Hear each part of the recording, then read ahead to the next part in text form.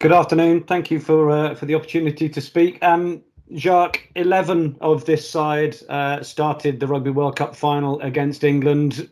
What do you hope that they can bring, given that experience in that pressure cooker environment?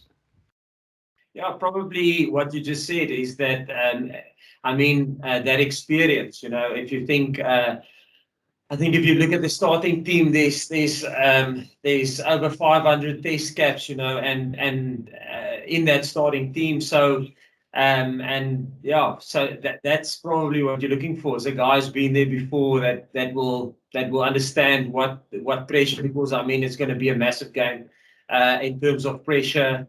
And you need players that's been there before, that have been exposed to that has felt it before. We can try during the week to put them under as much pressure as we can, but ultimately playing a test match and playing in that environment is the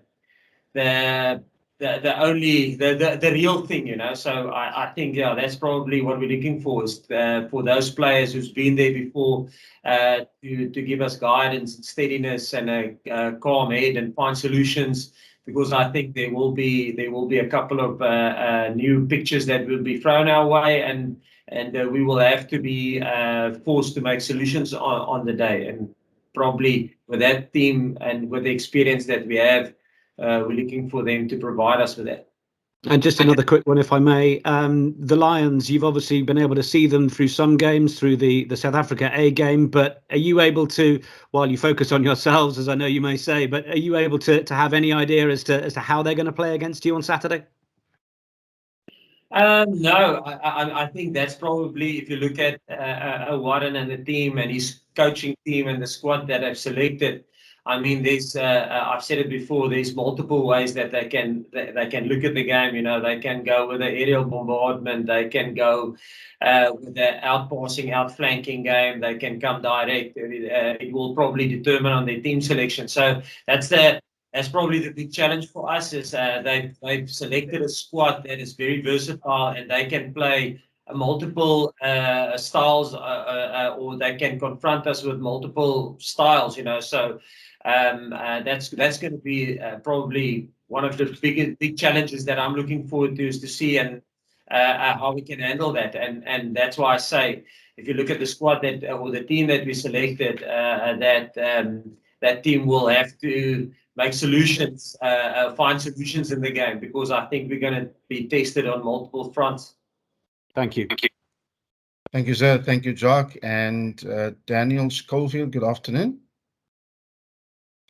Good afternoon, Jacques. I was hoping to ask the selection of Kwagga Smith at number 8, obviously quite a different style of number 8 to Dwayne and what we've seen previously from the Springboks. How do you think that will change the balance of your back row?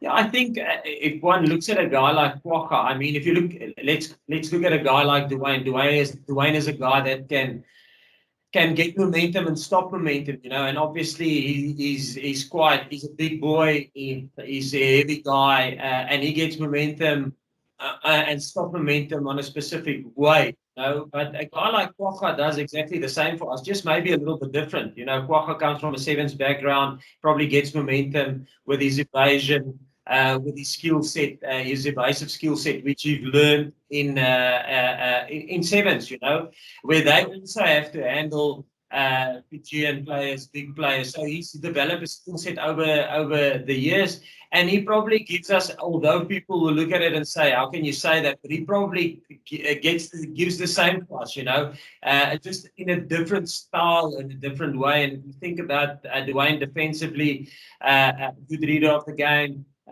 he's got a good poaching ability, his ability to slow down ball, and Kwagga possesses the same skill set. And like I say, probably just a little bit different. But yes, it is a different look that we normally have in back row.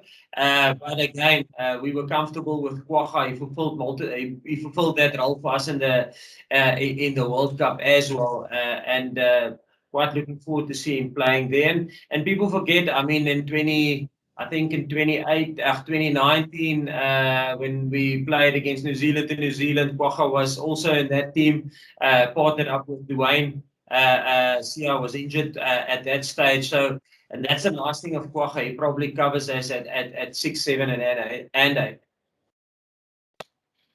Thank you, Jacques. And our next question goes to Fatima Said.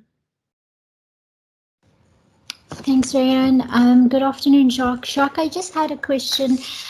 Just in terms of your selection, obviously in your pairing, you chose Sia and Hande as your vice captain. Was your thinking behind that just to give everyone, I think, in the squad an equal opportunity for those decision-making roles, opposed to Lucanio, Alton, or Stephen Kitsoff?